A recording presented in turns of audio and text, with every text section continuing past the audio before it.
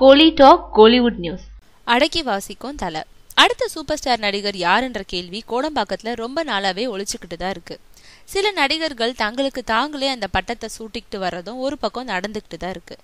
இந்த நிலையில சில மீள்தட்டு ஹீரோக்கள் அந்த பட்டத்தை தாங்கள் கைப்பற்றிட வேண்டும்னு தங்களை சுற்றி இருக்கவங்கள வச்சே கோரஸா குரல் எழுப்பியும் வராங்க. அப்படி தளபதி நடிகர் தன்னோட பட விழாக்கள்ல பெரிய பில்டப்பை கொடுத்து வந்தாரு. ஆனா தலைவா சறுக்களுக்கு அப்புறம் ஜில்லால நிமிர்ந்திருக்காரு.